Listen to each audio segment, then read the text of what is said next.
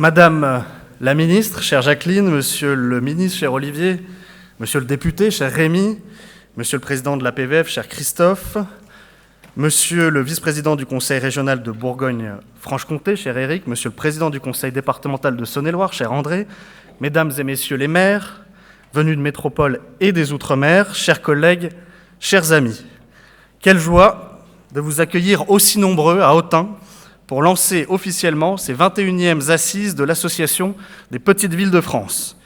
Le plaisir est non dissimulé et toute l'équipe municipale, dont une partie est d'ailleurs présente dans la salle, se joint à moi pour vous souhaiter à toutes et à tous la bienvenue et remercier chaleureusement l'APVF d'avoir fait le choix d'Autun et de la Bourgogne 13 ans après une première venue, c'était d'ailleurs ici même à l'Hexagone.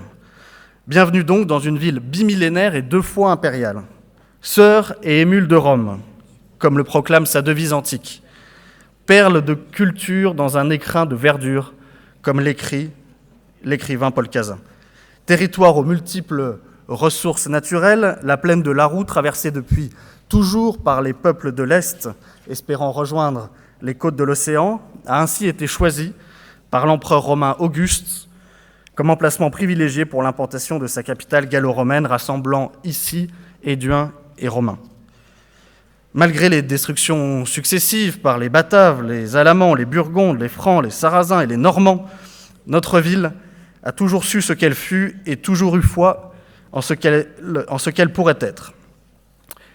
Notre héritage, c'est le silence des moniales à l'ombre de la cathédrale et l'éloquence du rhéteur grec Eumène, qui enseigna à cet endroit même, dans les écoles méniennes, dans la première université de France. J'aurai l'occasion d'en reparler demain. Notre héritage, c'est le conservatisme du président MacMahon et l'inventivité débordante de Bernard Giberstein, fondateur des Badimes. Notre héritage, c'est le moralisme du procureur Pinard et le libertinage de Bussy-Rabutin. C'est la vertu tenace du président Jeannin et la diplomatie opportuniste de Talleyrand. C'est le patronage artistique laïque de Ferdinand Guillemardet, maire d'Autun sous la Convention, dont le portrait par Goya est aujourd'hui au musée du Louvre, et la pieuse philanthropie de Nicolas Rollin, fondateur des Hospices de Beaune, avec son épouse Guigonne de Salins, et je salue tout spécialement les élus de Salins-les-Bains qui sont présents parmi nous ce soir.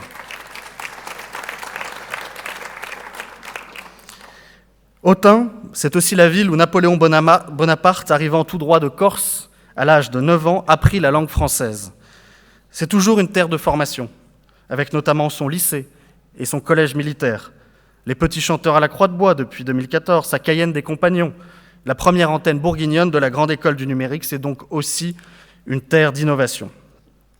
Autun, antique et numérique, proclamant une Bourgogne Magazine dans son numéro de printemps. Comme un écho d'ailleurs au Courrier des maires qui, ce mois-ci, place également Autun en première page avec nos réalisations en matière de reconstruction en réalité virtuelle de notre patrimoine historique avec nos partenaires, notamment Orange, qui est dans la salle. Alors pourquoi innover à Autun ?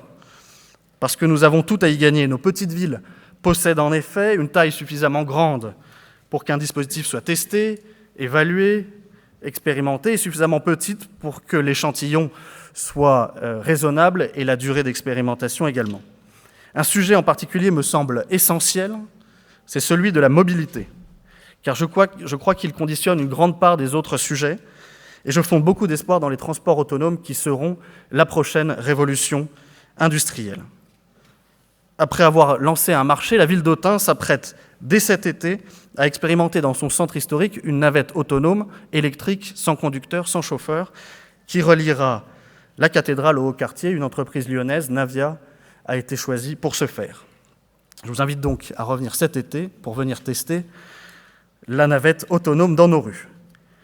Depuis ma prise de fonction en juillet 2017, notre équipe municipale s'efforce donc de poursuivre l'action engagée par mon prédécesseur et désormais député de la majorité, Rémi Robérotte, pour faire de notre ville et de son bassin de vie un laboratoire d'innovation. Nous avions par exemple, dès 2014, déployé un des premiers robots de téléprésence dans nos musées, là encore avec une entreprise française. Rémi avait d'ailleurs eu le nez creux en me nommant en 2014 pour mon premier mandat d'adjoint en charge du patrimoine et du numérique. Je pense qu'il devait avoir pressenti qu'en 2018, l'APVF se tiendrait nécessairement à Autun et que je serais amené à y intervenir sur le thème de l'innovation dans les territoires. Si je peux me permettre Un bref rapport d'étonnement en tant que jeune élu par l'âge et la longévité dans la fonction, je soulignerai après 1 an de mandat 3 points qui continuent de m'interpeller chaque jour. Tout d'abord, la méfiance que l'État semble continuer à entretenir vis-à-vis des maires, après pourtant maintenant plusieurs décennies de décentralisation qui auraient dû permettre une plus grande liberté d'administration des échelons locaux. C'est du moins ce que j'avais appris à Sciences Po. J'en veux pour preuve les subventions croisées et les dotations discrétionnaires qui peuvent être octroyées aux communes, ou bien le projet d'investissement avait déjà été acté, et les contributions de l'État, de la région, du département, de l'Europe viennent conforter le plan de financement, ou bien parfois la dépense ne faisait pas partie des priorités municipales, et les dotations vont servir d'incitation à réaliser des projets, parfois inutiles ou coûteux, comme lorsqu'on achète une nouvelle paire de chaussures en solde, non pas parce qu'on en a besoin, mais parce qu'on a le sentiment d'avoir réalisé une bonne affaire. Et l'effet pervers est d'autant plus accentué, je peux vous le dire notamment ici, qu'on paye cher des gens intelligents pour écrire des dossiers de demande de subvention et j'imagine que de l'autre côté, on paye également des gens particulièrement formés pour traiter les dossiers. Pourquoi ne donne-t-on pas en début d'année aux maires une dotation d'État globalisée en disant « voici la contribution de l'État pour votre année, vous n'aurez pas 1 euro de plus, à vous maintenant de répartir ce budget dans le cadre de la légalité administrative ». Ce serait faire preuve de confiance envers les élus locaux et ne plus les traiter en enfants suivant un schéma paternaliste qui, à mes yeux, ne se justifie plus aujourd'hui. Deuxième point de mon rapport d'étonnement, le fait intercommunal, ou plutôt la dichotomie qu'il existe entre un exercice toujours plus intégré des compétences, avec des compétences toujours plus larges, et d'autre part une gouvernance archaïque des organes délibérants qui ne permettent pas un fonctionnement optimal. J'ai eu l'occasion d'ailleurs de m'exprimer sur ce point fin 2017 à l'Assemblée nationale lors d'une audition de la mission d'information sur la nouvelle étape de la décentralisation, en précisant bien que je m'exprimais sur ce point à titre personnel et que je n'engageais pas la PVF. En effet, comment voulez-vous faire émerger un intérêt communautaire lorsque chaque maire continue à être élu par ses propres électeurs et ne défend que les administrés de sa commune ? Même l'Union européenne aujourd'hui est plus intégrée et plus fédérale. Comment voulez-vous réfléchir à des sujets d'innovation territoriale ou de transition énergétique lorsque votre assemblée, comprenant des maires de communes de 40 habitants, ressemble plus à la réunion des chefs de tribus gauloises qu'à ce que devrait être le conseil d'une collectivité moderne ? Et à l'avenir, comment pourrons-nous faire cohabiter dans des conseils composés de plus de 100 délégués, des maires de ville-centre dont la longévité sera limitée à 3 mandats dans le temps, avec des élus ruraux qui seront en place pour 30 ou 40 ans, surtout quand la ville-centre n'exerce pas la présidence de la communauté de communes. Outre l'importance de favoriser évidemment la création de communes nouvelles, je suis pour ma part convaincu de l'impérieuse nécessité d'adopter un mode de scrutin adapté où il pourrait arriver, pendant une mandature, qu'une commune ne soit pas obligatoirement représentée à l'assemblée délibérante de l'EPCI. Évidemment, cela ferait des communautés de communes des collectivités territoriales à part entière, mais je pense que certains territoires y sont prêts. Enfin, dernier point de mon rapport d'étonnement, et après je vous laisse, je voudrais que l'on puisse faire aussi reculer la technocratie dans les décisions et mettre plus de démocratie ou d'intelligence des territoires, même si le terme est parfois galvaudé, dans les décisions appliquées à nos petites villes. Ce point m'a sauté aux yeux lors de la présentation du projet régional de santé de Bourgogne-Franche-Comté, sur lesquels les maires devaient être consultés, les présidents des exécutifs locaux également, par délibération. Je passerai sous silence le fait que le projet de 600 pages a été mis en ligne en catimini sans aucune publicité sur la consultation des exécutifs et des assemblées délibérantes. Mais je voudrais simplement souligner que si nous avons voté contre à la ville d'Autun et à la communauté de communes du Grand Autun-Morvan, et que si j'ai appelé mes collègues bourguignons et franc-comtois à faire de même, ce n'est pas parce que je m'oppose à la politique de l'État en matière de santé, mais c'est parce que je considère qu'on ne peut pas avoir pour seule vision de l'aménagement du territoire la gestion de pénurie de médecins que l'État a lui-même contribué à créer. Quand va-t-on arrêter de marcher sur la tête et ouvrir les yeux sur le fait qu'aujourd'hui, la liberté d'installation des médecins génère des externalités négatives que les collectivités sont bien normales de compenser ? Du côté des bonnes nouvelles de ce début de mandat, je veux néanmoins saluer l'audace du gouvernement qui agit pour la revitalisation des centres-villes et des centres urbains par le dispositif Action Cœur de Ville, dont la ville d'Autun est bénéficiaire, en associant acteurs publics et privés autour de la problématique du commerce, de l'habitat, de l'urbanisme, dans des interventions convergentes et urgentes. Car oui, je suis, et je pense que nous sommes convaincus que les petites villes, que le centre-ville des petites villes a un avenir, non pas simplement parce que cela revient à la mode, mais parce que les habitants y retrouvent, chez nous, un esprit de proximité, une empreinte environnementale réduite dans leurs déplacements, de l'artisanat de qualité, des soins, des services de santé et du plaisir à consommer responsable. Madame la ministre, Monsieur le ministre, chers collègues élus, chers partenaires, une nouvelle fois, bienvenue à Autun, bienvenue en Saône-et-Loire, bienvenue en Bourgogne-Franche-Comté. Je vous souhaite des travaux et des échanges constructifs, des temps de convivialité ressourçants, et je souhaite que le temps se maintienne comme il est. J'avais écrit mon discours en disant « Assise pluvieuse, assise heureuse », malheureusement il ne pleut pas, mais en tout cas vous pouvez voir tout autour de la salle les différentes saisons de l'Autunois-Morvan et les paysages de la ville d'Autun, suivant la neige, le brouillard qu'il y a très peu à Autun, et le plein soleil, réalisés, j'ai promis de le dire, par l'école d'art plastique communautaire du Grand Autunois-Morvan. Je vous remercie.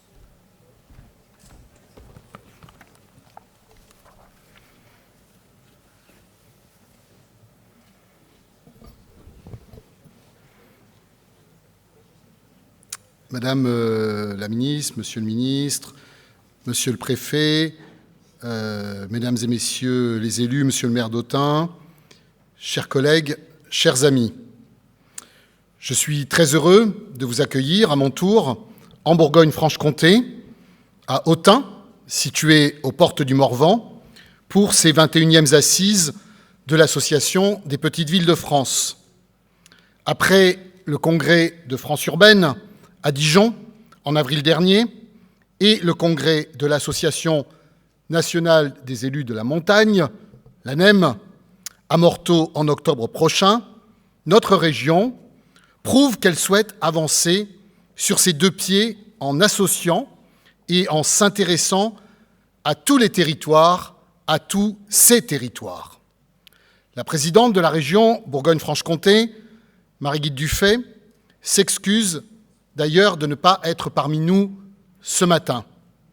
Elle vous transmet néanmoins ses meilleures salutations depuis le Vinexpo de Hong Kong, puisque ce salon incontournable pour la filière viticole nous permet en effet de bénéficier à plein des retombées de l'excellence internationale de notre région en la matière, peu le contesteront. Et l'excellence viticole de la Bourgogne-Franche-Comté, nous le devons à des habitants passionnés par leur métier et dotés d'un savoir-faire réel. C'est l'exemple type d'une ruralité qui, à partir de ses ressources propres, a su s'organiser et déployer ses talents pour accéder aux meilleures places dans les échanges internationaux. En disant cela, je pense aussi à nos petites villes, dans lesquelles nous vivons, que nous aimons, qui sont au cœur de notre responsabilité d'élus de terrain, attachés au développement local de nos territoires. Au quotidien, nous sommes ancrés dans nos territoires, les pieds sur terre, et nous agissons pour le devenir et la viabilité de ces espaces. Vous le savez, la PVF fédère 1600 petites villes, soit près de 70% des communes françaises de cette strate. C'est extrêmement significatif. Promouvoir leur rôle central dans l'aménagement du territoire, c'est notre objectif à toutes et tous. Chacun d'entre vous le porte. Depuis sa fondation, en 1990, par Martin Malvy, c'est la deuxième fois que la PVF tient ses assises à Autun. Vincent Chauvet le rappelait il y a quelques instants. Son nouveau président, Christophe Bouillon, qui succède à Olivier Dussopt, que je salue encore une fois, prolongera et enrichira encore la dynamique. Là encore, je veux lui dire tout mon plaisir de le savoir à la tête de notre association. Car près de 30 ans après sa constitution, la PVF a fait du chemin et accompli un travail très important. Soyez donc toutes et tous chaleureusement remerciés de concourir à ce mouvement et d'être là ce jeudi 31 mai. Les petites villes de France sont en effet un maillon essentiel de la cohésion de notre pays. Nos petites villes contribuent bel et bien à la puissance économique et stratégique de la France. Elles tissent ce lien indispensable entre ruralité et espaces urbains. En Bourgogne-Franche-Comté, une étude récente de l'INSEE met ainsi en avant le rôle primordial de nos petites villes. 46 villes représentant 12% de la population régionale. Celles-ci exercent des fonctions essentielles de centralité pour une population régionale beaucoup plus installée dans les communes rurales que sur le territoire national. Elles ne peuvent donc être oubliées. Quid, en effet, de la première puissance agricole au monde, l'Union européenne, avec une France en tête, sans ses campagnes et sans ses petites villes? Quid de la transition écologique et énergétique, si nous concentrons toujours plus les richesses et la population en quelques métropoles? Quid de l'attractivité même de la France, première destination touristique au monde, sans ses petites villes? À ce titre, comment ne pas évoquer Autun, emblématique de la trajectoire d'une cité à travers les âges? Autun, cette superbe ville fondée par les Romains au 1er siècle avant notre ère, devenue capitale gallo-romaine et dont la devise inscrite sur le fronton de l'hôtel de ville traduit l'enracinement et l'histoire. Roma Celtica, soror et emula Romae, Rome gauloise, sœur et émule de Rome.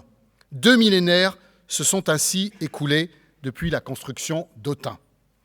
De l'Antiquité gallo-romaine à aujourd'hui, de l'eau a évidemment coulé sous les ponts.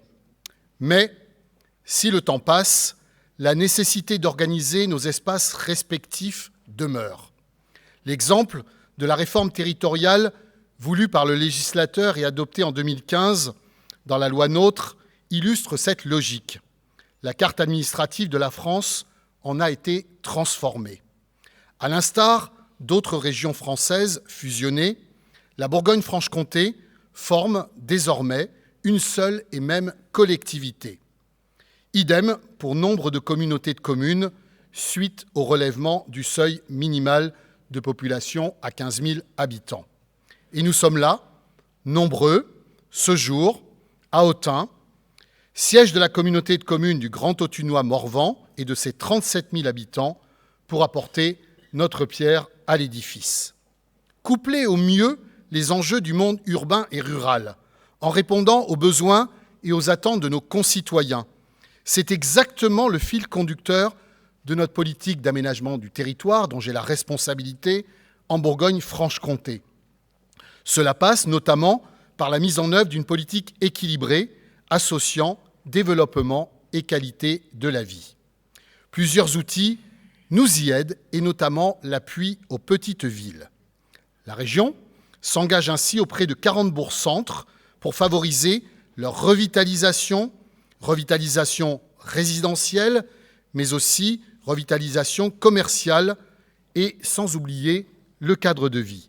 Cette action exceptionnelle permet de mobiliser 750 000 € sur 3 ans par bourg-centre. Elle dépasse les cadres habituels d'intervention avec des taux et des plafonds d'aide plus importants. Cela n'est sans doute pas suffisant et d'autres petites villes doivent aussi être concernées par des dispositifs exceptionnels. D'ailleurs, je ne peux que regretter que dans notre région, d'autres l'ont dit avant moi, elles aient été un peu oubliées du projet gouvernemental Action Cœur de Ville, hormis Cosne-sur-Loire et Autun.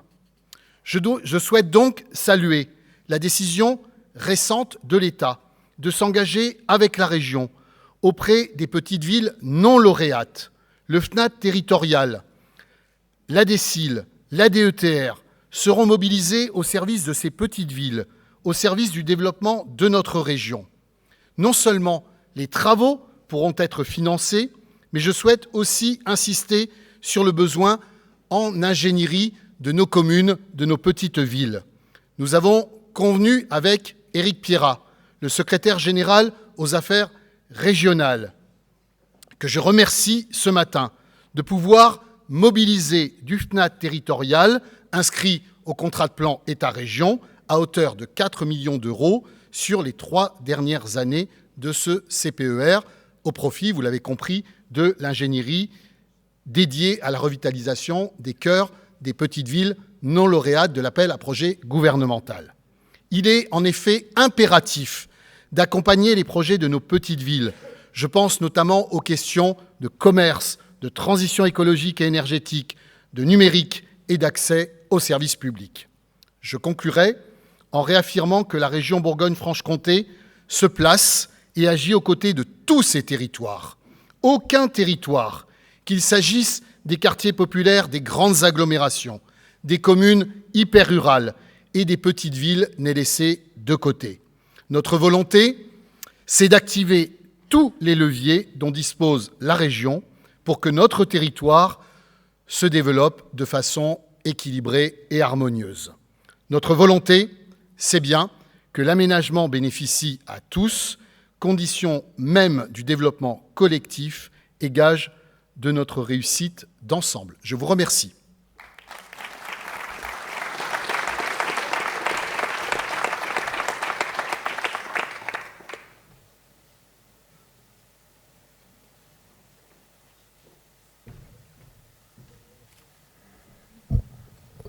Madame la ministre, monsieur le ministre, monsieur le préfet, monsieur le sous-préfet, monsieur le vice-président de la région Bourgogne-Franche-Comté, monsieur le député, cher Rémi, monsieur Vincent Chouet, cher Vincent, mesdames, messieurs les élus, chers collègues, mesdames, messieurs, chers amis, je voudrais tout d'abord vous souhaiter la bienvenue à toutes et tous dans ce...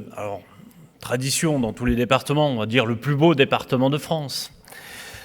Mais en tout cas, très heureux de vous accueillir ici en Saône-et-Loire et tout particulièrement ici à Autun.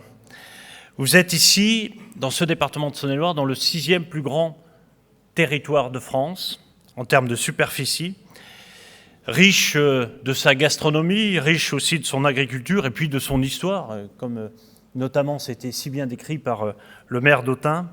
La Saône-et-Loire, comme j'aime à le rappeler, est une petite France dans tous les domaines. De l'artisanat à l'industrie, des petits villages aux agglomérations. Vous recevoir ici à Autun, en Saône-et-Loire, c'est un symbole. Un symbole de la ruralité fière, qui, malgré les difficultés, ne renonce pas, cher Vincent, comme il peut nous le prouver. Vous, comme moi, nous avons été élus par nos concitoyens dans ces territoires que l'on dit parfois délaissés.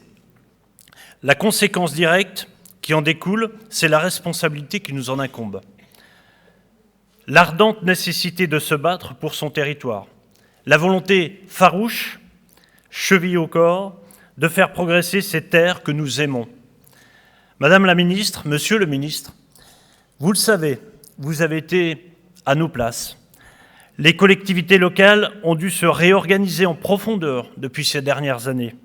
2 raisons à cela. La baisse drastique des dotations, une réorganisation profonde de nos compétences. Ces choix gouvernementaux menés depuis plusieurs années, nous les sentons encore aujourd'hui. Ils imposent à tous, notre rôle démocratique, c'est de faire avec ce que nous faisons. Notre devoir républicain, c'est d'appeler à la stabilité. Pays, communes, intercommunalités, agglos, SCOT, PETR, départements, régions, nous avons tous été touchés. Nous digérons encore les dernières réformes territoriales. Nous sommes aussi attentifs aujourd'hui, et je sais que cela est au cœur de vos débats, à l'évolution de nos ressources dans le contexte notamment de la suppression de la taxe d'habitation. Il ne faut pas que cette réforme ait pour effet indirect d'amoindrir l'autonomie fiscale de nos collectivités. Et je serai notamment, à ma place, très attentifs, ce qui, au final, sera décidé. L'expérience montre que les maires sont en première ligne dans la conduite et l'absorption des réformes. La réalité, c'est que le rôle du département est d'autant plus vital pour les communes. Le département, c'est l'artisan de la solidarité. La solidarité humaine, évidemment. Je vous en dirai un mot tout à l'heure, mais aussi de la solidarité territoriale. Cette solidarité territoriale doit être équilibrée.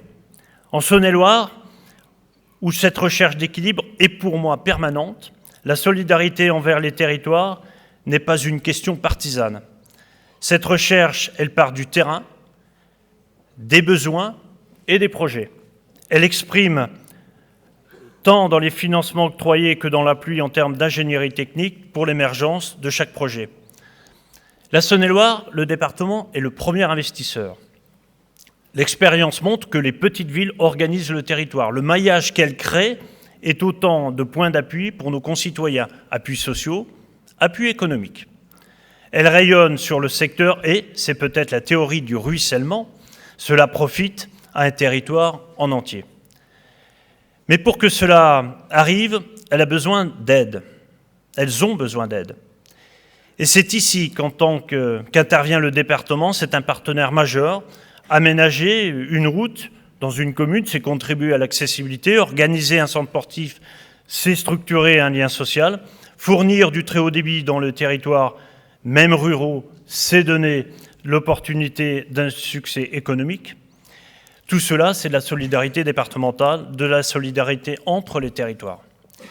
Mais pour qu'elle advienne, pour que cette richesse que constituent nos petites villes perdure et qu'elles ne se contentent pas seulement de survivre, il faut que le fait métropolitain ne soit pas une religion, encore moins une religion d'État.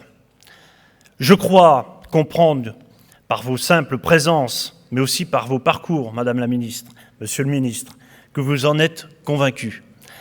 Oui, bien sûr, les grandes villes et les métropoles sont des locomotives économiques, des moteurs de croissance, d'industrie. Oui, évidemment, ce sont aussi des pôles académiques, de culture, de soins. Mais il est bon aussi de rappeler surtout que tout le monde ne vit pas dans une métropole. C'est le cas pour 50% des Français qui vivent dans une commune de moins de 10 000 habitants. Nos campagnes, nos communes sont aussi des territoires innovants qui regorgent de talents. N'est-ce pas, monsieur le maire ?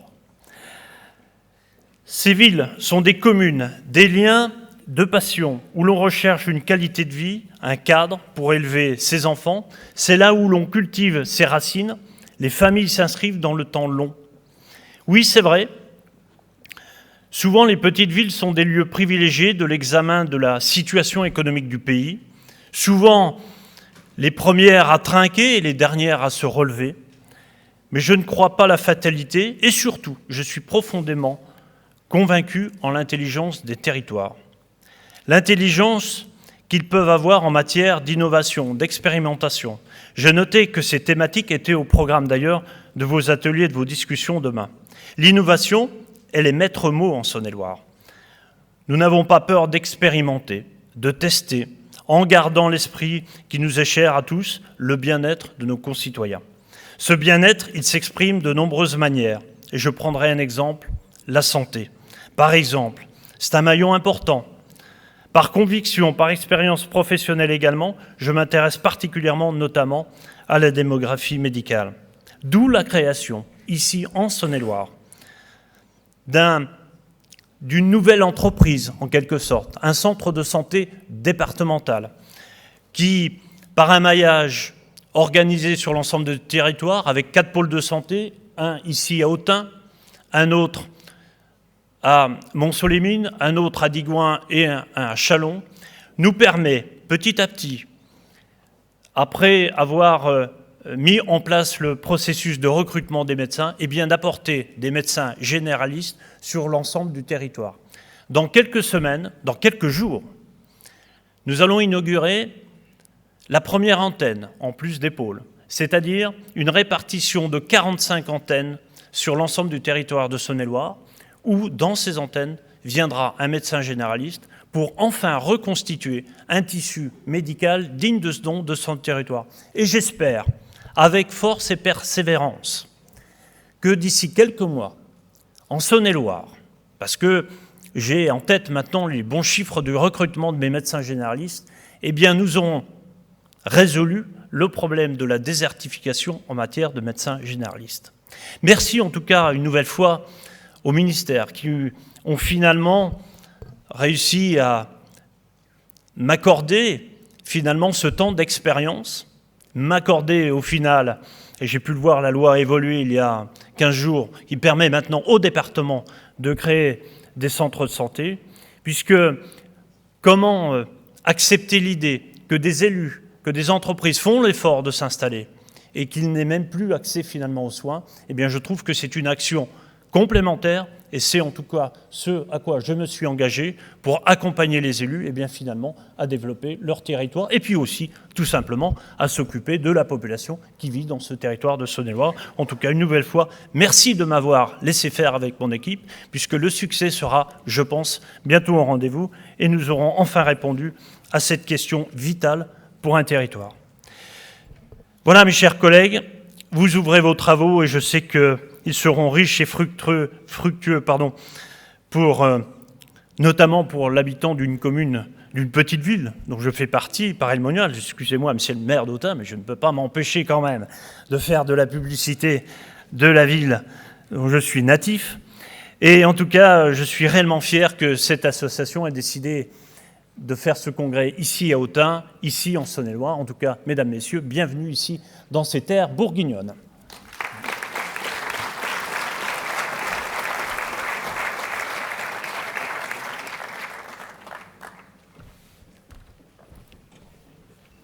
Madame la ministre, chère Jacqueline, monsieur le ministre, cher Olivier, monsieur le préfet, mesdames et messieurs représentants de l'État, chers collègues représentants la région, le département et l'ensemble des collectivités, cher Vincent, maire d'Autun, cher président Bouillon, il est là, je le cherchais sur la scène, bon. Cher nouveau président, après Olivier, de notre association, mesdames et messieurs, c'est un grand plaisir, vous l'imaginez pour moi, que d'être ici, je joue à domicile, et j'accueille la famille. Je dis la famille puisque c'est la grande famille de nos collectivités, de nos petites villes, que je fréquente déjà depuis un certain nombre d'années. Des visages connus, des visages nouveaux, forcément. Et la dernière fois que vous étiez venu en terre autunoise, c'était en 2005. Ça paraît hier, mais quand on y réfléchit, nous étions dans la même salle et elle n'était pas encore refaite. Mais il s'est passé bien des choses depuis 2005. Vous imaginez ? La crise est passée par là, les intercommunalités sont montées en puissance, nous avons véritablement un contexte politique qui a changé, très récemment d'ailleurs, avec un certain nombre d'évolutions fortes. Bref, depuis 2005, indiscutablement, il y a beaucoup de choses nouvelles, des organisations nouvelles, et j'allais dire beaucoup de choses qu'il a fallu les uns et les autres construire, absorber, réussir à franchir des étapes qui n'étaient pas forcément faciles pour les uns et les autres à construire sur nos territoires. Alors, c'est un grand bonheur aussi d'accueillir Jacqueline et Olivier. Pourquoi ? Parce que ce sont des personnes qui font partie de cette famille-là.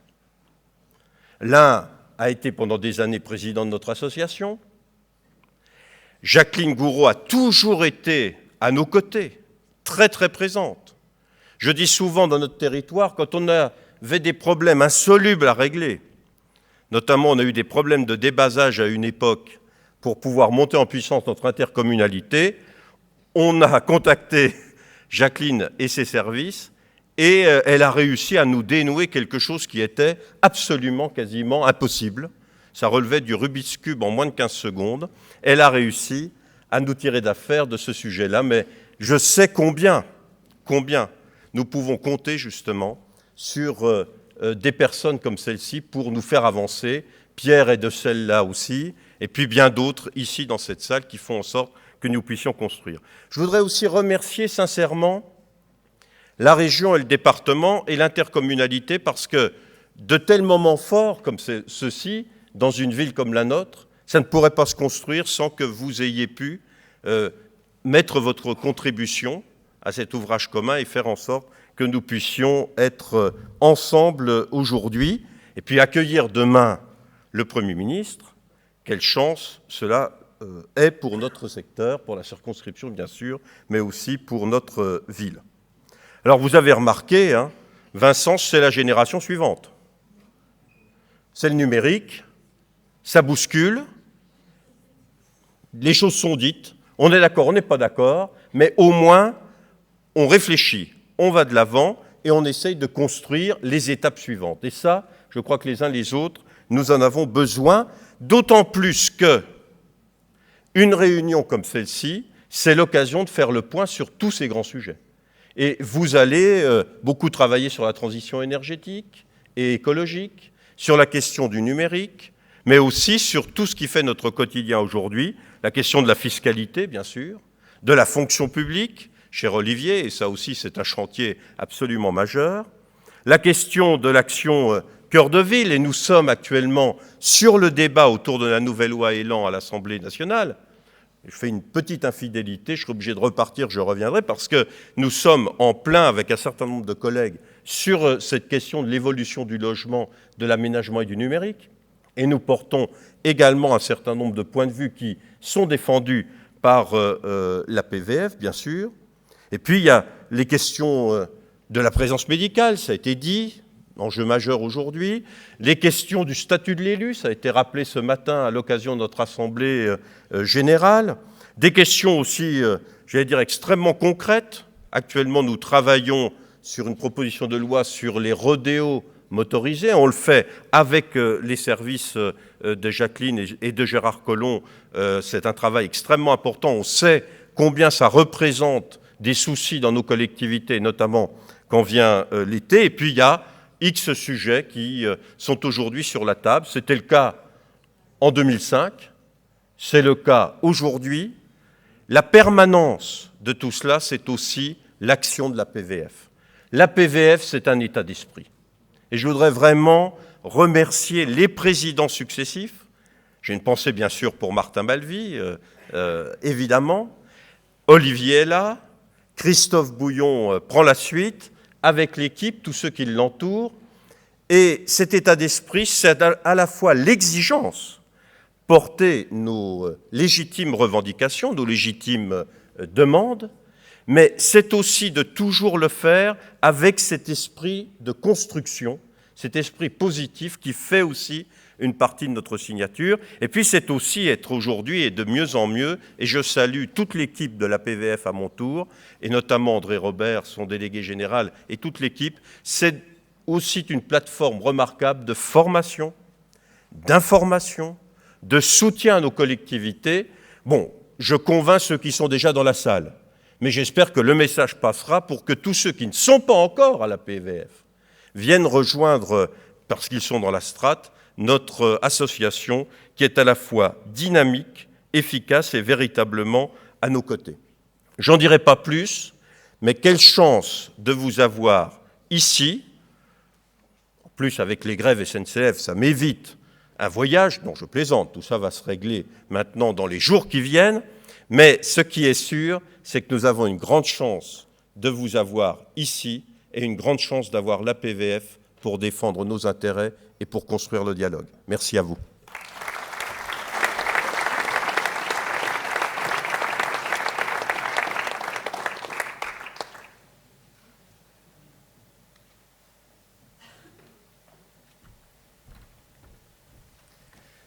Madame la ministre, chère Jacqueline Gourault, monsieur le ministre, cher Olivier, monsieur le président du Conseil, le vice-président du Conseil régional, cher Éric Houlet, monsieur le président du Conseil départemental, cher André Acari, monsieur le député, chers collègues, cher Rémi, monsieur le maire d'Autun, cher Vincent, mesdames et messieurs les maires, mesdames et messieurs, chers amis.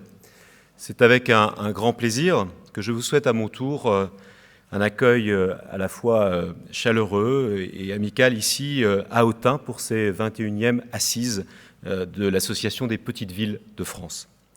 C'est une première pour moi. Le conseil d'administration, cela a été dit, m'a fait l'honneur, en avril dernier, de m'élire comme président de notre association pour prendre la suite de notre ami Olivier Dussopt, appelé au gouvernement.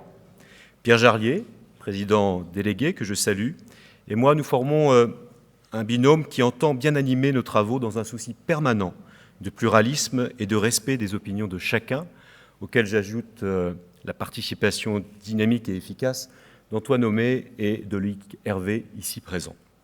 Je m'inscris en cela dans le sillage de mes augustes prédécesseurs. Ils ont été nommés, je pense à Martin Malvy, que je salue, à Olivier Dussopt ensuite.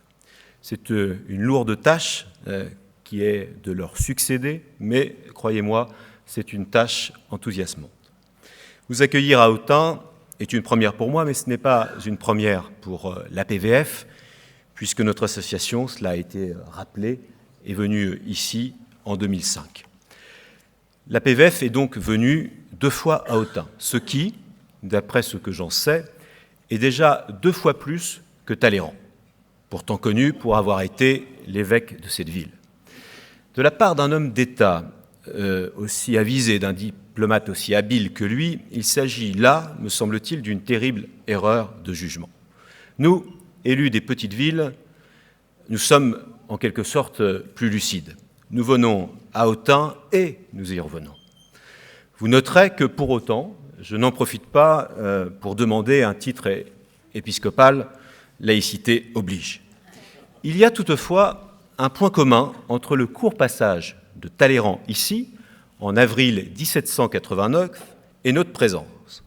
C'est que l'évêque a eu le temps de participer à la rédaction des cahiers de doléances avant les États généraux de mai 1789. Ces assises seront, je n'en doute pas, l'occasion de poursuivre cette tradition en exposant de manière courtoise et constructive, cela a été rappelé, mais aussi ferme et résolue, les doléances des maires des petites villes de France à destination du pouvoir central. D'ailleurs, je le dis amicalement à l'intention de Madame la Ministre et d'Olivier, l'histoire a montré que ce pouvoir central avait tout intérêt à entendre ces doléances. Mais l'APF, ce ne sont pas que des interpellations et des propositions, c'est aussi la mise en avant de toutes les innovations qui éclosent dans nos territoires. Tel est le message que nous voulons porter à travers ces assises. Pour réussir la transition énergétique et numérique, aucun pays, aucune région ne pourra se passer de ces petites villes. La presse spécialisée ne s'y est d'ailleurs pas trompée. Le Courrier des maires, observateur attentif de nos efforts, le constate à la une de son numéro de ce mois-ci. Smart Cities, les petites villes aussi. Ces 2 journées seront l'occasion de le prouver.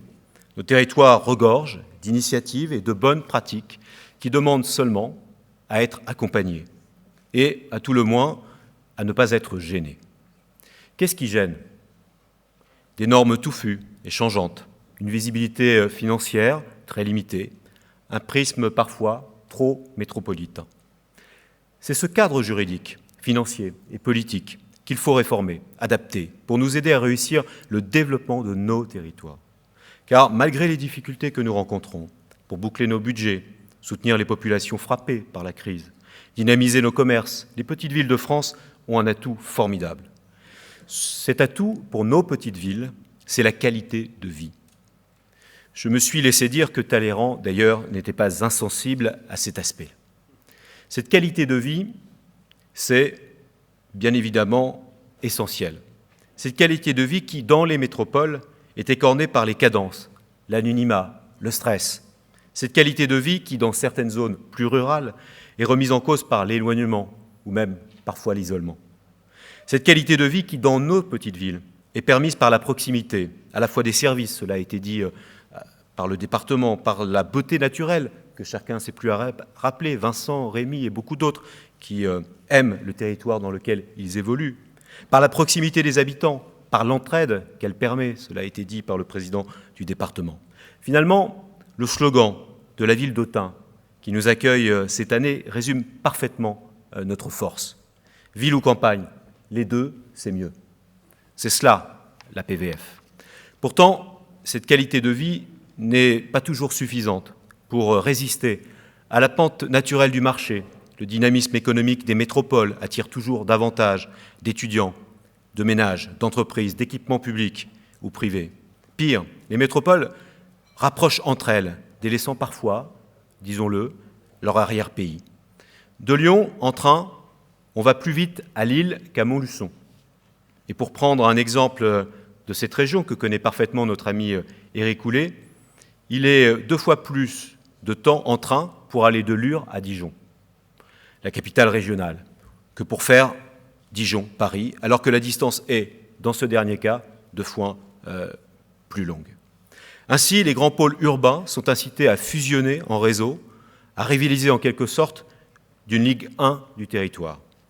Ce n'est pas notre vision de l'aménagement du territoire, qui est un aménagement pour nous, qui doit être équilibré et qui doit porter l'égalité des chances territoriales. Nous ne voulons ni de la congestion urbaine, ni de la désertification rurale, qui nuisent à tous, et nous pensons que les petites villes sont justement les pôles de proximité sur lesquels devraient s'appuyer les métropoles, les départements et les régions, ainsi que l'État. Souvenez-vous de cette formule que nous apprenions à l'école.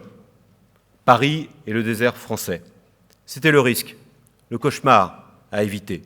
Grâce à une politique de grande ampleur, avec une ambition d'aménagement du territoire, ce risque a été pour le moins écarté.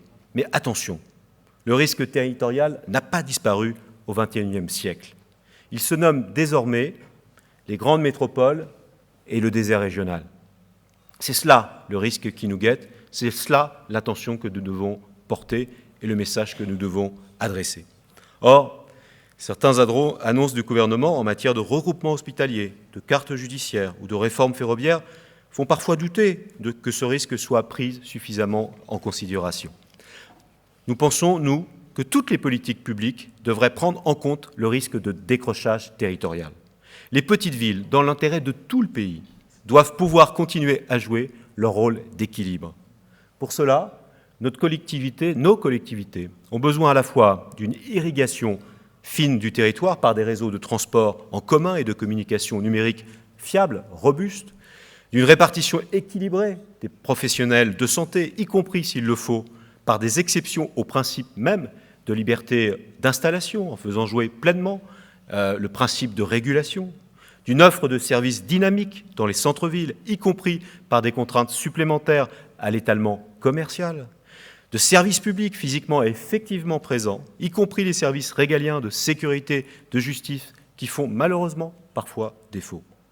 Pour y parvenir, les solutions existent. Pour paraphraser le titre de l'ouvrage du célèbre sociologue Jean Viard, le moment est venu de penser à l'avenir. Nous en parlerons pendant 2 jours, qu'il s'agisse d'instaurer le 1% métropole, pour redistribuer la richesse de la métropole sur les territoires de sa région, de mettre en place des territoires prioritaires de santé ou d'attribuer aux collectivités une part de la contribution climat-énergie, nous mettons sur la table des propositions, parfois très précises. Sur la place publique, nous en débattons ensemble. Nous proposons de les améliorer. Nous incitons à les amender si besoin. Mais en tout cas, je reste persuadé qu'on ne peut pas parier sur le seul ruissellement spontané de la richesse depuis le sommet de la métropole jusqu'au pied de la vallée ou sur la force naturelle de traction des premiers de cordée territoriaux. L'enjeu d'un développement équilibré du territoire est trop important pour être entièrement laissé aux aléas des bonnes volontés. Nous avons besoin de mécanismes de solidarité pour que la richesse produite dans les métropoles dynamise tous les territoires, tout le territoire. Je termine en vous remerciant d'être venus nombreux à participer à ces assises. Je vous remercie de votre présence à nos côtés aujourd'hui et de l'intention que vous portez à nos travaux. Merci au Conseil régional de Bourgogne-Franche-Comté et de sa présidente et de celui qui la représente aujourd'hui. Merci au Conseil départemental de Saône-et-Loire et de son président ici présent et des élus qui l'accompagnent. Merci à la ville d'Autun et à toutes ses équipes pour le soutien précieux et très efficace dans l'organisation et dans la réussite de ces assises. Bienvenue à tous ceux qui parfois sont venus de très loin, ont fait un long chemin pour venir nous rejoindre jusqu'ici. Je pense à nos collègues et amis de Guyane, de Martinique, de Mayotte et de Guadeloupe. Merci aux élus, aux observateurs, aux partenaires de l'association, que je veux tout particulièrement remercier pour leur contribution, jamais démentie. Elle n'est pas seulement financière, d'ailleurs, cette contribution, comme on le croit parfois trop souvent. Elle est également intellectuelle. Elle s'inscrit pleinement dans notre volonté d'être dans la proposition, car nos partenaires, dans leur domaine d'expertise, nourrissent toujours très utilement nos travaux et participent d'ailleurs au développement des territoires ici représentés. Vous me permettrez un mot et une pensée toute particulière pour un de nos collègues présent aujourd'hui parmi nous. Il s'agit de Éric Ménassi, maire de Trèbes, cette petite ville de l'Aude qui a subi un attentat terroriste il y a maintenant 2 mois dans un supermarché. Nous avons pu, cher Éric, voir la dignité, le courage et le sens de devoir que tu fais preuve, dont tu as fait preuve toi-même, ton équipe, tes équipes et tes concitoyens. Tu fais honneur à la fonction d'élu local. Je crois que cela appelle de notre part à la fois des remerciements, mais aussi des applaudissements.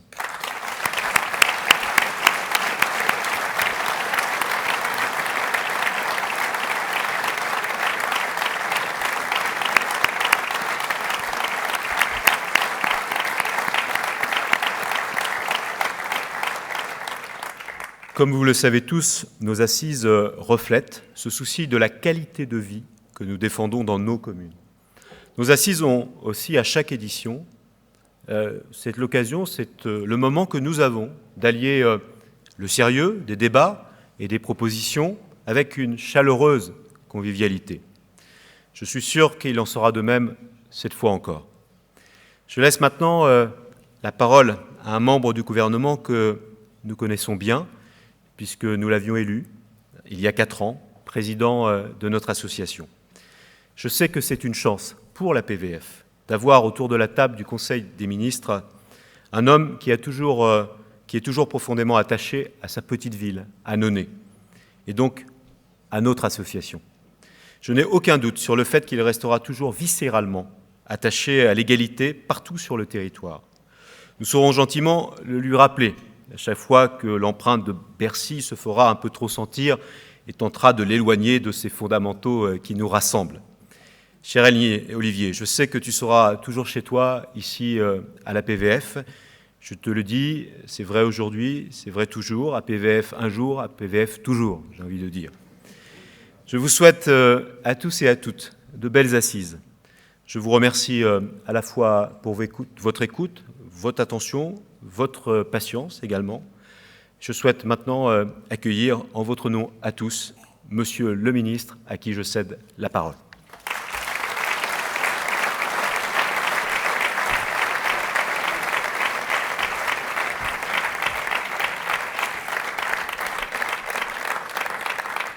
Merci Christophe, merci et bonjour à toutes et à tous. Quelques mots d'abord pour vous saluer ma collègue du gouvernement, Jacqueline Gouraud.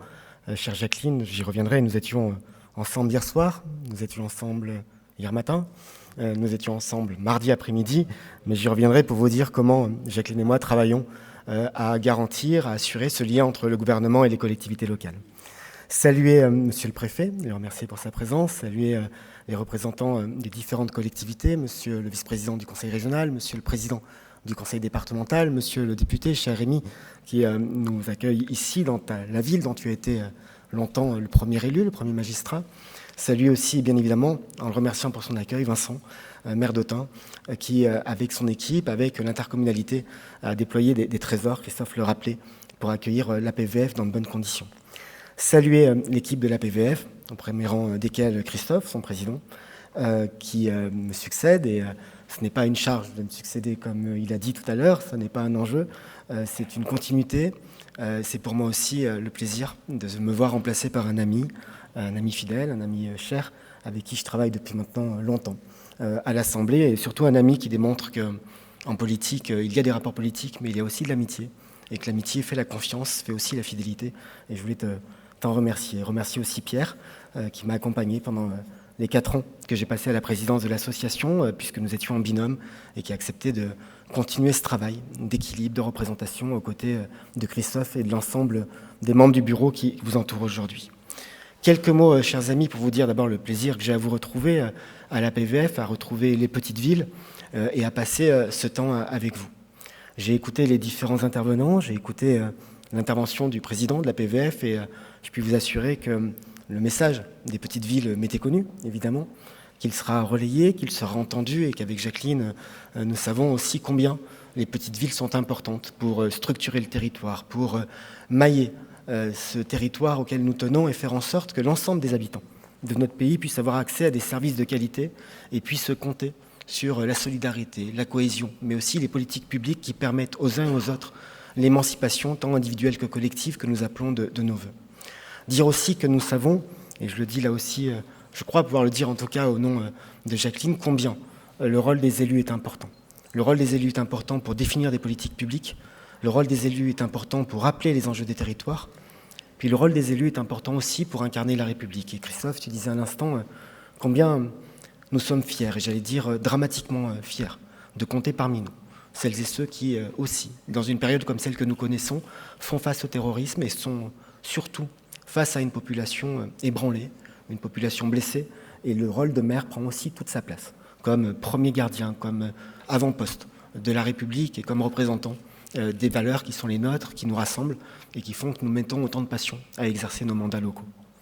Dire aussi que j'ai plaisir à vous retrouver pour apporter peut-être quelques éléments sur ce que nous mettons en place en matière de lien entre les collectivités locales et l'État, les collectivités locales et le gouvernement, tant d'un point de vue financier, fiscal, mais aussi au travers de la fonction publique, qu'au travers de différentes évolutions en matière de compétences ou d'organisation. Mais je sais combien Jacqueline aura l'occasion de revenir sur ces sujets-là. Je voudrais simplement, en ouverture de vos travaux, et allais-je dire de nos travaux, puisque je suis toujours élu d'Annonay et membre de cette association, souligner ou m'arrêter sur 3 points. D'abord, insister sur le fait que nous sommes à l'ouverture, au début, d'une nouvelle relation entre l'État et les collectivités territoriales. Cela a été rappelé par les différents intervenants. Les collectivités locales ont été mises à contribution lourdement pour redresser les comptes publics. Cela s'est traduit pendant 4 ans par la baisse des dotations, que les uns et les autres, quand nous sommes parlementaires, avons eu à voter, que les uns et les autres, comme élus locaux, avons eu aussi à subir d'une certaine manière, et dont les uns et les autres savons les difficultés que cela peut poser en termes de gestion et de programmation des investissements. Le choix porté par le président de la République est différent. C'est un choix qui consiste à maintenir les dotations et à inscrire ce maintien des dotations dans un nouveau contrat de confiance entre l'État et les collectivités. Le maintien des dotations à leur niveau global est un engagement qui est tenu. Je prendrai un chiffre, un seul chiffre finalement. En 2017, le montant total des concours de l'État aux collectivités territoriales s'élevait à 47,8 milliards d'euros. En 2018, ce montant des dotations de l'État aux collectivités territoriales s'élève à 48,1 milliards d'euros. Donc il y a stabilité et même légère hausse de 300 millions d'euros. Est-ce que cela signifie que toutes les collectivités ont vu leurs dotations maintenues ? Ça n'est pas le cas. Et je suis convaincu que beaucoup d'entre vous dans la salle me diraient que dans leur collectivité, dans leur intercommunalité, des baisses ont pu être constatées. Mais nous savons aussi les uns les autres que ces baisses, lorsqu'elles interviennent, comme ces hausses d'ailleurs, puisqu'elles interviennent aussi dans un cadre de maintien des dotations, sont liées à des facteurs qui sont caractéristiques de la dotation globale de fonctionnement et des concours de l'État aux collectivités. D'abord, la dotation forfaitaire est amenée à évoluer. Elle évolue directement en fonction de la population, tant à la hausse qu'à la baisse, et c'est une composante essentielle des dotations de l'État aux collectivités. La dotation forfaitaire évolue aussi à la baisse pour tous, dans la mesure où depuis maintenant plusieurs années, et 2018 ne déroge pas à la règle, les dotations de péréquation, et notamment la DSU et la DSR, qui augmentent à L2 et en cumulé de 200 millions d'euros, les dotations de péréquation sont financées par un écrêtement de la dotation forfaitaire pour amener chaque collectivité, finalement, à financer cet effort de péréquation. Il y a d'autres facteurs que nous connaissons d'évolution des dotations, l'appartenance à telle ou telle intercommunalité qui peut conditionner l'éligibilité à la DSR ou à la DSU et plus encore à la DSR cible pour les communes qui en sont bénéficiaires. Et il y a enfin des évolutions propres à la situation de chacune des communes en matière de recettes, en matière de niveau de ressources économiques, financières, qui font bouger le classement de telle ou telle commune dans les classements des collectivités. Et lorsqu'on parle notamment de DSR cible, il faut avoir en tête que ce sont 10 000 communes qui sont concernées et que la sortie peut parfois être un peu brutale lorsqu'on perd l'éligibilité à cette portion-là. Au total, et pour que les choses soient aussi transparentes que possible, le maintien, et malgré la légère augmentation que j'ai évoquée tout à l'heure des dotations aux collectivités, s'est traduit par une augmentation des dotations des collectivités au niveau du bloc communal pour 53% des communes, par une baisse pour 45% et par une stabilité pour 2% en fonction des critères que j'ai évoqués à l'instant. Nous avons fait ce pari de confiance et de responsabilité en considérant qu'il était temps d'arrêter la diminution du montant global des dotations, et en considérant aussi que les élus sont tous responsables et savent faire les efforts nécessaires pour maîtriser l'évolution des dépenses de fonctionnement. Vous le savez, le gouvernement, l'État, souhaite que l'évolution des dépenses des collectivités locales soit limitée à 1,2% par an pendant les 3 années qui viennent et même les 5 années à l'échelle de la loi de programmation. Nous faisons confiance à l'immense majorité des collectivités avec lesquelles nous avons simplement un contrat moral.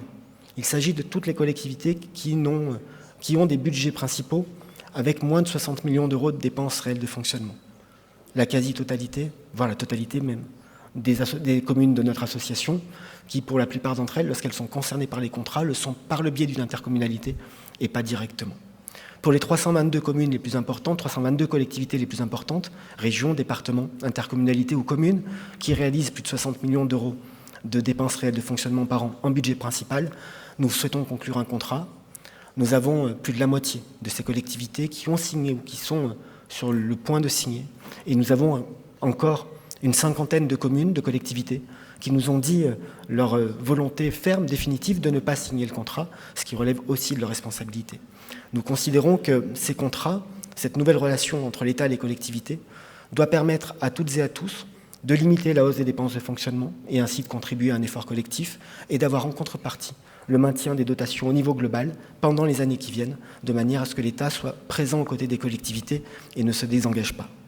Ces contrats, nous continuerons à les signer, nous continuerons à les travailler et nous faisons en sorte, au fil du temps, d'apporter les éléments, les précisions nécessaires pour tenir compte des mutualisations, pour tenir compte des événements exceptionnels, pour tenir compte des changements de périmètre, qu'ils soient géographiques ou en termes de compétences.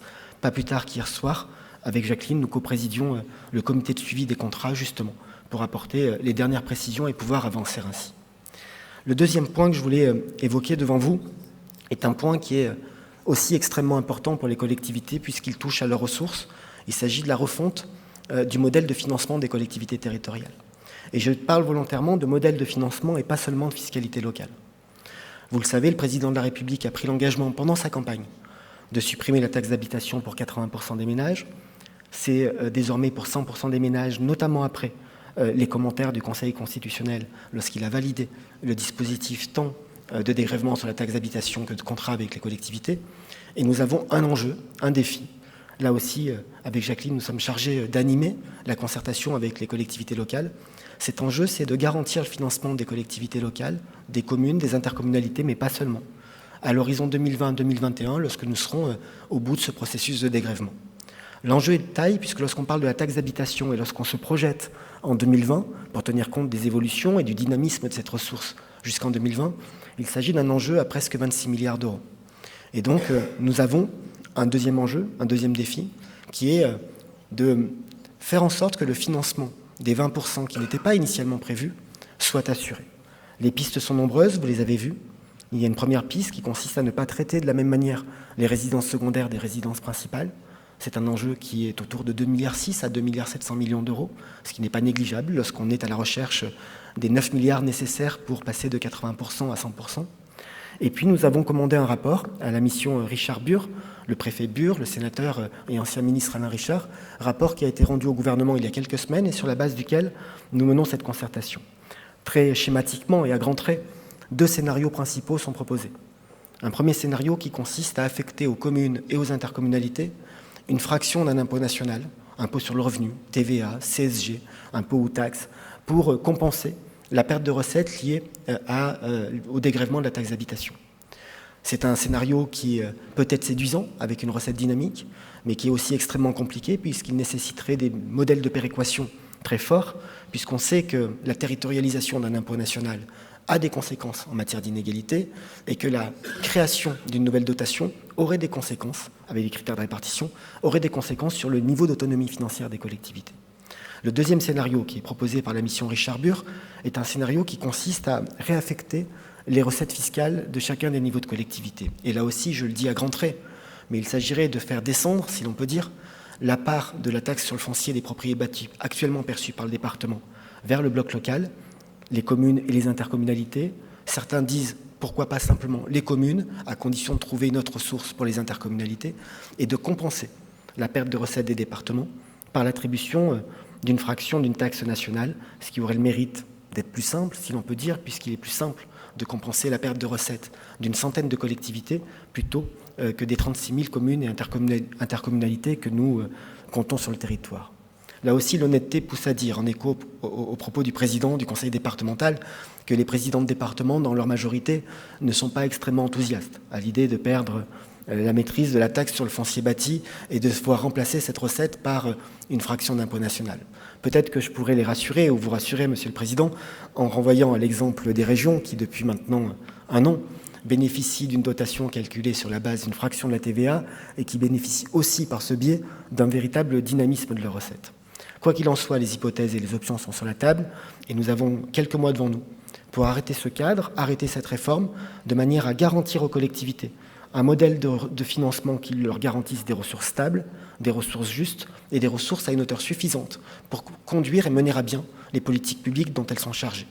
L'objectif que nous poursuivons est de pouvoir mettre en place et proposer au Parlement cette réforme au début de l'année 2019 pour une application en 2021, de manière à ce que tout le temps nécessaire à la préparation, à la mise en œuvre et finalement au réglage d'une réforme aussi importante soit disponible et que les administrations comme les collectivités puissent préparer sereinement ce changement et cette réforme du modèle de financement local. Je voulais enfin, et terminer par là, aborder un dernier sujet qui concerne directement le portefeuille ministériel dont j'ai la charge et qui vous concerne directement comme employeurs territoriaux. Il s'agit de la transformation de la fonction publique, de la modernisation de la fonction publique, puisque nous avons ouvert 4 chantiers avec les organisations syndicales. Un premier chantier qui a pour objectif de simplifier le dialogue social, de réinterroger le rôle des commissions administratives paritaires, et c'est notamment valable pour la fonction publique d'État, de voir comment rapprocher les comités techniques et les CHS tout en veillant à ce que l'ensemble des compétences de ces instances soient bien reprises et qu'il n'y a pas de perte en ligne en matière de protection des agents et de dialogue social sur les conditions de travail, de nous interroger aussi, mais j'y reviendrai, sur la composition des instances nationales et finalement la manière dont on pourrait leur donner plus de légitimité. Nous voulons aussi développer les méthodes, les outils qui permettront de mieux individualiser les rémunérations et de tenir compte de l'engagement de chacun de nos agents en mesurant combien la mise en œuvre du RIFSEP aujourd'hui est compliquée, combien elle est délicate et combien d'ailleurs elle est faible, puisque seulement 10% des agents de l'État sont couverts par le RIFSEP alors qu'il est en œuvre depuis 2014. Et nous voulons faire en sorte justement de pouvoir avancer et mieux comprendre, mieux rendre plus lisible le système de rémunération des agents publics. Nous avons 2 autres chantiers qui sont importants. Un troisième chantier sur les questions de mobilité et de formation, et notamment de mobilité entre les 3 versants de la fonction publique. Ce chantier n'est pas encore ouvert, c'est le seul des 4 à ne pas l'être. Il le sera dans les prochaines semaines, de manière à pouvoir aboutir comme les autres d'ici la fin de l'année 2018. Le 4e chantier vise à permettre d'améliorer, d'élargir les conditions dans lesquelles les employeurs publics, État, hospitaliers ou territoriaux, pourront recruter des agents publics en contrat. Aujourd'hui, vous le savez mieux que personne, nous comptons 5 500 000 agents publics en France, répartis sur les 3 versants. 1 million sont déjà des contractuels. Et nous voulons à la fois donner plus de choix aux employeurs locaux pour recruter plus facilement des contractuels, élargir les dérogations prévues par la loi de mars 2012, dite loi Sauvadet, faire en sorte aussi de permettre à des employeurs publics de recruter avec des durées de contrat qui puissent être différentes. Et c'est particulièrement vrai pour la fonction publique territoriale, puisque nous voulons par exemple imaginer des contrats qui soient calés sur la durée d'une mission ou d'un projet. Et je prends souvent cet exemple qui va parler à beaucoup d'entre vous. Lorsque nous mettons en œuvre une politique de renouvellement urbain, lorsque nous signons une convention avec l'ANA ou l'ANRU, lorsque les plus de 200 communes retenues au titre de l'action Cœur de Pays cœur de centre-ville, devront signer la convention avec l'État et leurs partenaires, nous avons souvent besoin de mobiliser des compétences pour 4 ans, pour 5 ans en tout cas, pour la durée du contrat ou du projet que nous mettons en œuvre, et nous voulons permettre cette possibilité de manière à pouvoir nous adjoindre les meilleures compétences pendant un temps nécessaire. Ce travail, nous allons le mener avec un autre objectif, qui sera de lutter contre la précarité des agents contractuels, puisque si nous souhaitons élargir les conditions de recrutement en contrat, nous ne souhaitons pas la multiplication des contrats courts, et nous ne souhaitons pas, bien au contraire, accentuer la précarité des agents publics. Chaque proposition permettant de lutter contre cette précarité sera la bienvenue et examinée avec la plus grande attention. Il y a enfin un certain nombre de sujets à propos desquels nous avons à travailler. Nous avons à travailler ensemble. J'ai à travailler avec Philippe Laurent, le président du Conseil supérieur de la fonction publique territoriale, puisqu'il concerne la fonction publique territoriale en particulier, la question du temps de travail, pour donner réponse aux différents rapports de la Cour des comptes, des chambres régionales, qui à chaque fois, parce qu'il y a ici ou là des régimes d'autorisation exceptionnels particuliers, parce qu'ici ou là subsistent des jours d'ancienneté qui ne sont pas reconnus, qui ne sont pas autorisés par la loi dans la fonction publique, parce qu'ici ou là subsistent aussi des accords sur l'organisation et du temps de travail qui, par leur ancienneté, prévoient des régimes extrêmement dérogatoires. Ces rapports amènent à constater que nos agents, les agents, en moyenne, travailleraient moins que les 1607 heures que prévoit la loi sur la réduction du temps de travail de 2000. C'est un travail délicat que nous devons mener avec les employeurs publics comme avec les organisations syndicales, de manière à ce que nous puissions ainsi, les uns et les autres, être dans les clous, si vous me permettez cette expression. Nous avons aussi à réinterroger l'organisation actuelle entre les centres de gestion et le Centre national de la fonction publique territoriale, de manière à améliorer l'offre de formation, à favoriser les mobilités et à réaliser des économies d'échelle. Et nous avons enfin à travailler ensemble sur la question de l'association des élus, des employeurs territoriaux aux décisions que prend le gouvernement.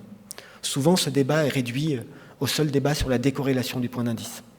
Ça n'est pas nécessairement l'option retenue. La plupart des associations d'élus nous disent ne pas souhaiter la décorrélation du point d'indice entre la fonction publique d'État et la fonction publique territoriale. Par contre, nous devons travailler à une meilleure association de manière à ce que l'État puisse plus difficilement, si j'ose dire, en tout cas perdre cette mauvaise habitude qui consiste à prendre des décisions unilatérales ayant des conséquences pour les collectivités. Les exemples sont nombreux, c'est le point d'indice, c'est aussi la mise en œuvre de tel ou tel programme en matière de revalorisation des carrières et des parcours professionnels. Nous devons éviter de retrouver à nouveau ces situations-là, et nous y travaillons tant dans le cadre de la Conférence nationale des territoires que par un travail de réforme du Conseil supérieur de la fonction publique territoriale, de manière à ce que le collège des employeurs soit plus représentatif, plus légitime, et puisse plus facilement parler et s'exprimer au nom de l'ensemble des élus. Voilà les principaux chantiers auxquels je me consacre quotidiennement, si j'ose dire, auxquels nous nous consacrons avec Jacqueline. D'autres seront évoqués par Jacqueline Gouraud dans son intervention tout à l'heure, mais en tout cas, soyez assurés que pour chacun de ces chantiers, les propositions portées par l'Association des petites villes de France sont évidemment prises en compte. Vous imaginez que mon oreille est particulièrement attentive lorsque j'entends ces 4 lettres, APVF, apparaître dans le débat public. Nous avons besoin de ces propositions. Nous avons besoin de votre engagement. Nous avons besoin des pistes que vous aurez et que vous pourrez nous proposer pour accompagner ces chantiers-là. Je terminerai en vous souhaitant, et finalement en nous souhaitant, à toutes et à tous, de bons travaux pour ces assises, au-delà des quelques éléments que j'ai pu apporter dans cette intervention, et peut-être aussi, parce que la nostalgie des assises était déjà présente après quelques mois, j'aurai l'occasion de rester un moment avec vous, puisque si j'ai une visite des services de la Direction générale des finances publiques cet après-midi, j'aurai le plaisir de vous retrouver en fin d'après-midi pour la clôture des travaux et surtout pour le dîner convivial, parce que je sais combien sont conviviaux les dîners et les soirées et les débuts de nuit de la PVF à l'occasion de ces assises, et j'en suis sûr à cette occasion-là de répondre aux questions que vous aurez à vous poser. Merci de votre attention et bonne journée à toutes et à tous.